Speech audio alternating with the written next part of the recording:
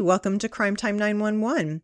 Do you know how sometimes stories just stick with you? They're in the back of your mind and you just can't stop thinking about them because they feel unfinished. You don't know the ending to the story. You wonder, am I going to be happy, sad, angry, a mix of emotions?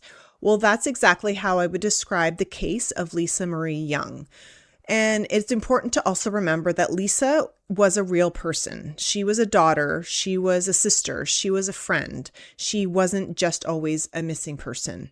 So before we dive into the details of the case of Lisa Marie Young, let's set the tone. Let's go back to what Nanaimo, BC would have been like in 2002. So back then, Nanaimo was a coastal beauty. It had small town energy. It was, a quiet, more compact little city back then. It had a lively downtown, especially during long weekends, like the Canada Day long weekend. It had the atmosphere that any 20-year-old would want when they were, looking to go out for a night of clubbing, to celebrate a birthday, or in this case, go out for the Canada Day long weekend. So it's also important to remember that back in 2002, there was no smartphones. Social media wasn't nearly anything like it is today. We didn't share our locations with each other. Sometimes we might text each other, the old analog kind of text or what was it called? TTY text, where you have to press one button 3 or 4 times to get a particular letter. It wasn't easy to stay in communication like it is today. And, we didn't really leave much of a digital trail because, the technology hadn't advanced to where it is today either. So let's talk about who Lisa was. Lisa was the eldest child to Don and Marlene. She had 2 younger brothers. She grew up in Nanaimo and attended Brecken Elementary and Woodland Secondary schools. She was very close with her family. Her mom would describe her as independent, strong-willed. She was described by an acquaintance, Dallas, as an outgoing, confident, bubbly, noticeable person. She, also had plans back then. She planned to move into a new apartment. She was getting ready to start a new job at a call center. Like, her life seemed to be really, moving in the right direction. Like most 20-something-year-olds would love to be doing at that time. She also hoped to become a TV sports broadcaster one day. So on June 29th at around 11 p.m., Lisa leaves her home to go out and meet friends at a nightclub. She's, all dressed up, excited to go out and celebrate, like we all did. I remember, back in 2002, I remember, being excited to go out and party with my friends and dancing. I just love to dance. So she's, all dressed up, excited to go celebrate. It actually happened to be also not only just the Canada Day long weekend, but a friend's birthday. So she goes out to a place called the Jungle Cabaret, which was a very popular nightclub at the time. So at around 2:30 a.m., the club closes. So Lisa and her friend Dallas are standing outside, sort of wondering, I guess, what to do next. Should we go home? Should we find somewhere else to go? When they're approached by a man named Christopher Adair. This was somebody that they had not known. So Chris kind of stuck out in a way because he drove an older red Jaguar, which wasn't something that a lot of people in that area did, let alone somebody so young. So that kind of stuck out in everybody's mind about Chris because, not many people drive old style classic cars, especially in their early to mid 20s. So Chris mentions to Lisa and Dallas that he knows of a nearby house party and offers to give them a ride.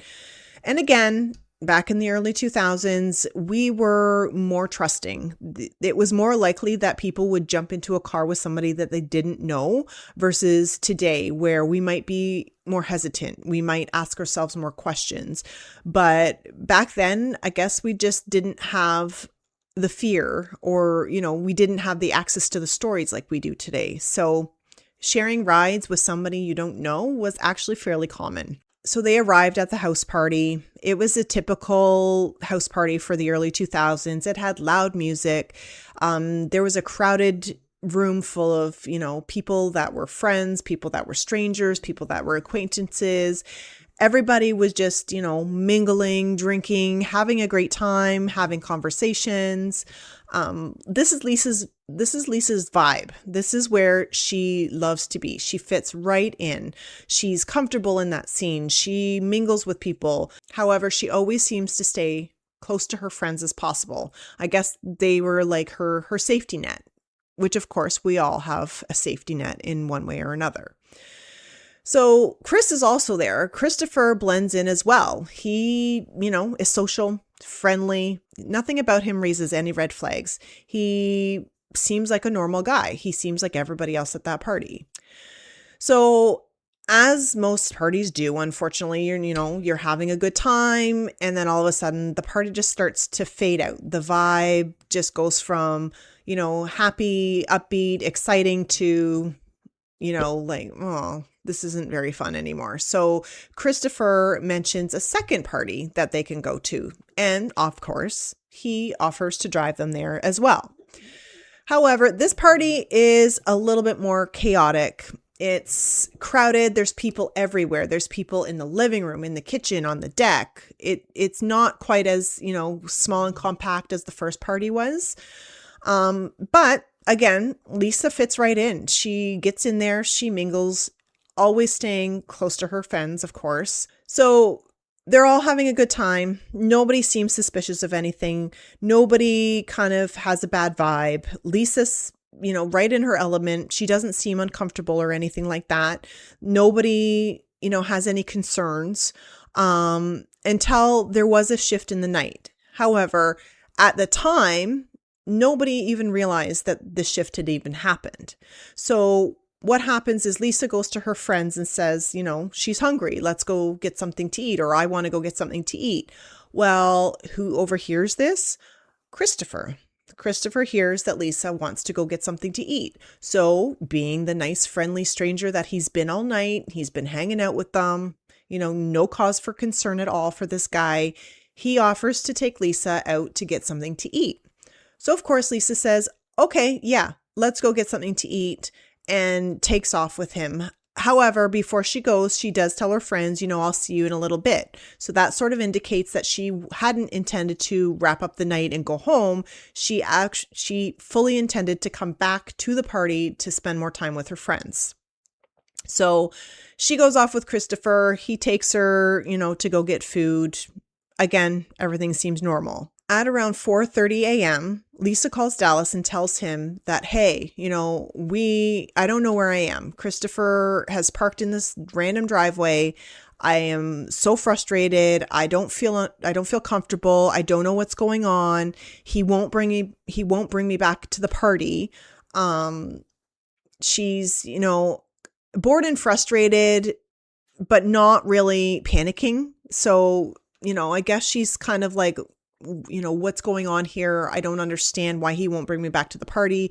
But again, she still doesn't feel any like red flags. Nothing is saying to her, you're in danger or you should get out of the situation. She's just more, I guess, angry or frustrated that she can't get back to her friends. And I totally understand that.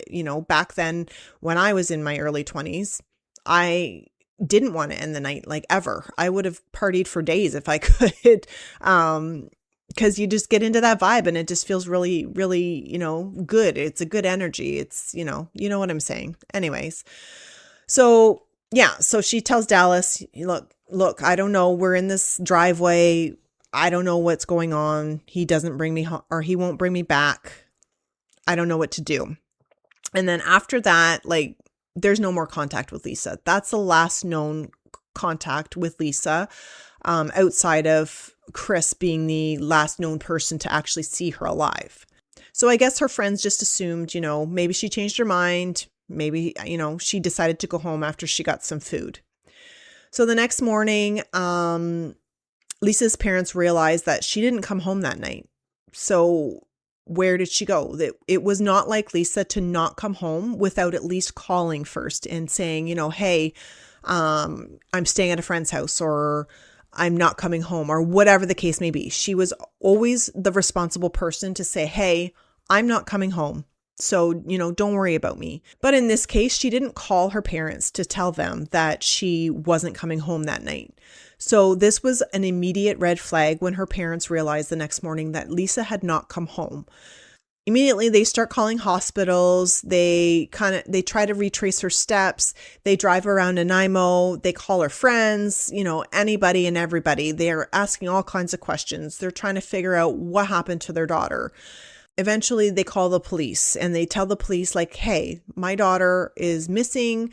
She's not, like, it's out of character. It's out of character for her to not tell us where she's been.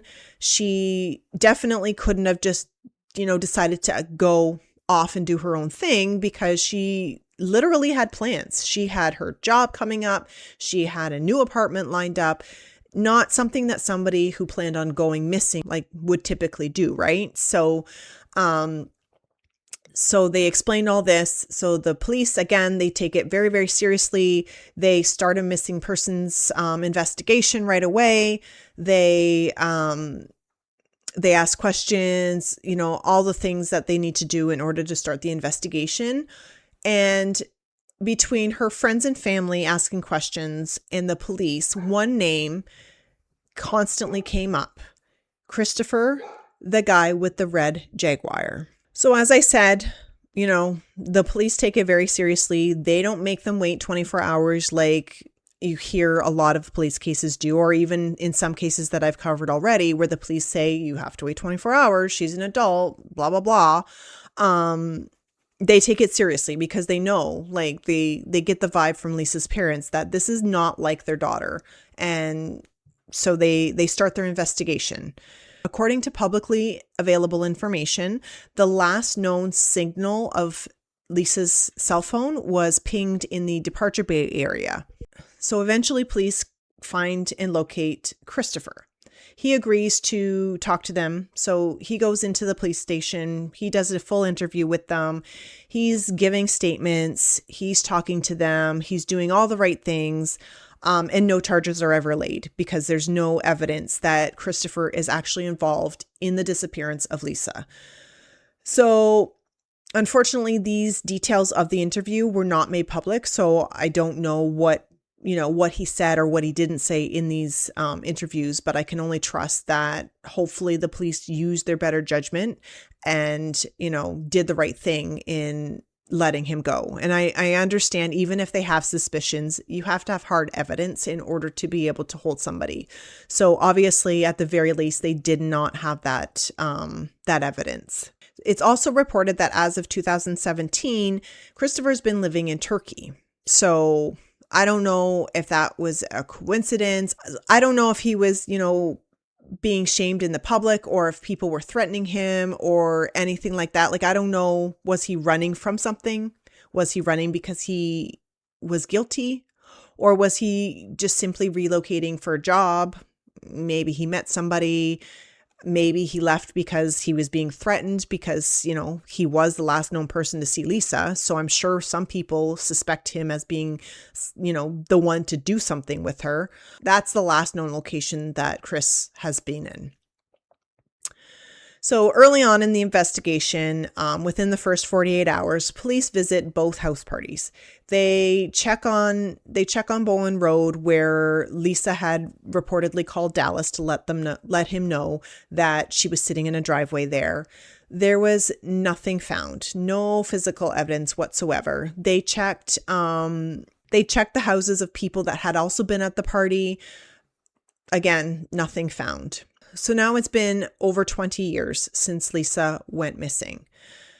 I can't even imagine how her parents must feel to go this long, 20 years. Could you imagine as a parent, or even not even as a parent, somebody goes missing 20 years ago and you have no information, no details, no, nothing's found. Her, no remains are found, no hint of where she could have been. She's literally, it's like she just was here 1 second and then vanished into thin air the next. Like, I can't even imagine what that would feel like to anybody who knew her, or even if it happened to, one of my own children. I would literally go nuts. Like, I don't think I could handle it.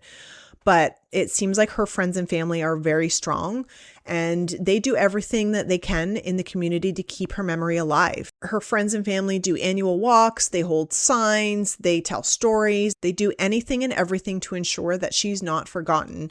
Because at the end of the day, Lisa deserved to come home. She deserved to live the life that she was building, and I'm sure that if she had been given that chance, we would see her as a sports TV broadcaster. She more than likely would have made it, she would have reached the goal that she had set out for her. So that's the story of Lisa.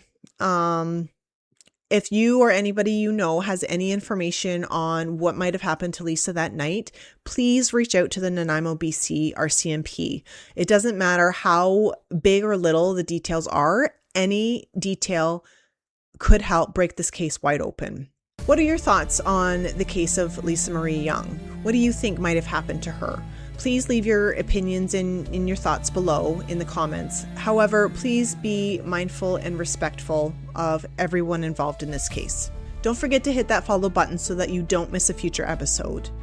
Thank you again for listening to Crime Time 911. Stay safe, stay curious, and remember to always trust your gut.